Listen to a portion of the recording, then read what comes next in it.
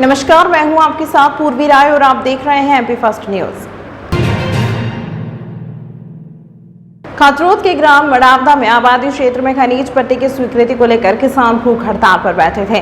किसानों की मांग थी कि जिस स्थान पर खनिज का पट्टा दिया गया था उसके पास में हमारे आवासीय मकान बने हुए हैं, जिसकी वजह से भविष्य में बड़ा नुकसान हो सकता है। उसके पास में हमारे आवासीय मकान बने हुए हैं, जिसकी वजह से भविष्य में बड़ा नुकसान हो सकता है। भूख हड़ताल के दूसरे दिन प्रशासनिक अधिकारियों की जांच पड़ताल शुरू हुई। इसकी रिपोर्ट कलेक्टर और भोपाल भेजी गई है। शुक्रवार को किसानों से चर्चा करने के लिए नायब तहसीलदार सुभाष सुनहरे मौके पर पहुंचे और किसानों को आश्वासन दिया।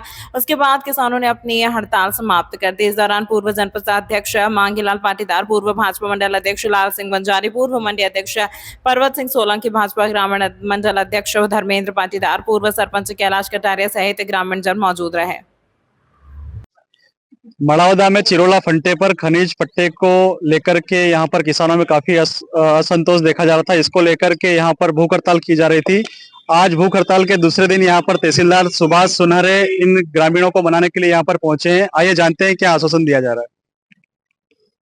है। जैसा कि सूचना प्राप्त हुई थी कि मड़ावदा के कुछ कृषक ग्राम चिरोला के शासकीय भूमि सर्वे नंबर पर खनिज उत्खनन पट्टे के विरोध में थे।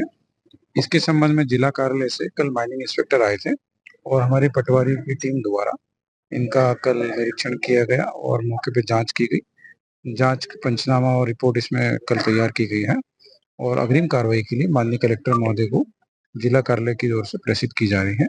माननीय जिला कलेक्टर महोदय द्वारा इसके पट्टे की अग्रिम कार्रवाई है तो मध्य प्रदेश शासन को लिखा जा रहा है।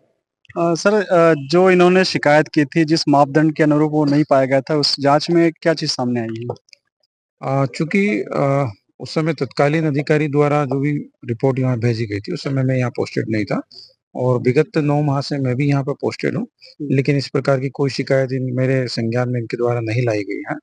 चूंकि मात्र परसों इनके द्वारा ज्ञापन दिया गया और उसके सेकंड ही इसमें भूख हड़ताल पर ये बैठ गए, तो काफी कम समय था कि मुझे भी इसमें जानकारी मिलती और मैं कार्रवाई करता।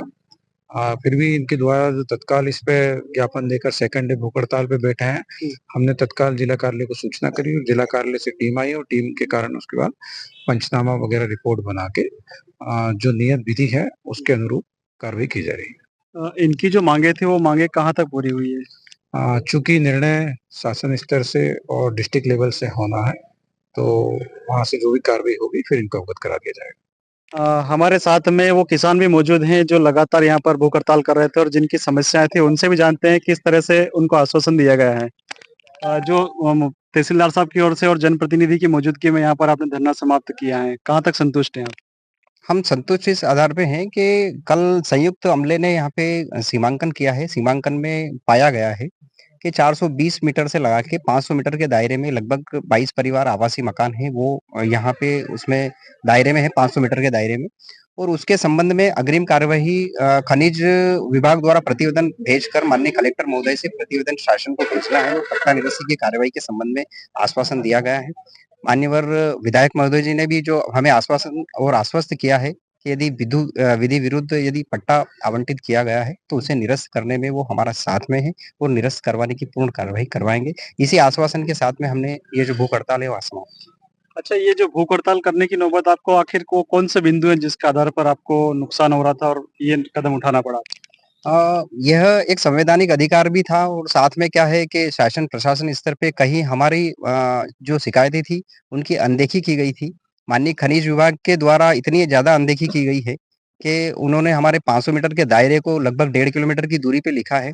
ऐसे में उन सारे जो अधिकारी इसमें सम्मिलित रहे हैं, जिन्होंने इस प्रकार की रिपोर्टें बनाकर और शासन को गलत जानकारी देकर गुमराह किया गया है, उनके विरुद्ध कड़ी से कड़ी कार्रवाई होना चाहिए। और वो अधिकारी ही हमारी शिकायतों का जांच कर रहे थे, तो ऐसी परिस्थिति में हमारी बात को सही रूप से नहीं रखा जा रहा था, इसलिए हमने भूख हड़ताल का सहारा लिया। अच्छा, एक निश्चित समय में अगर आपकी समस्या का निराकरण नहीं होता है तो अगला कदम आपका क्या होगा? हमने आज हड़ताल को स्थगित किया है, समाप्त नहीं किया है। यह तो अभी एक अंगड़ाई है, आगे बहुत लड़ाई है और वो पूरी लड़ाई हम लड़के रहेंगे, क्योंकि हमारे पास कहीं भी इसके अलावा 1 इंच जमीन नहीं है जहाँ पे हम जाके और रह सकें। हमारे मकान बने हुए हैं और वर्षों से हम यहाँ निवास कर रहे हैं और उतना ही प्यार है हमारे मकानों से, हमारी प्रॉपर्टी से, जितना उनको उनसे लाभ है। तो हमारा लक्ष्य तय है जहां तक पट्टा निरस्त नहीं होगा, कोई भी व्यक्ति बिना चैन के सो नहीं सकता है और आगे जहां तक पट्टा निरस्ती तक हमारा जो है अभियान चलता रहे। ये वो पीड़ित किसान थे। अभी तो ये अंगड़ाई है, आगे और लड़ाई है नारे के साथ में अभी और जुटेंगे, क्योंकि अभी प्रशासनिक अधिकारी और जनप्रतिनिधियों की मौजूदगी में यहाँ पर एक आश्वासन के साथ ही धरने को समाप्त कर दिया गया है और किसानों को उम्मीद है कि आने वाले समय में इनकी मांगों को पूरा किया जा सकेगा। तमाम महत्वपूर्ण खबरों के लिए देखते रहिए MP फर्स्ट न्यूज।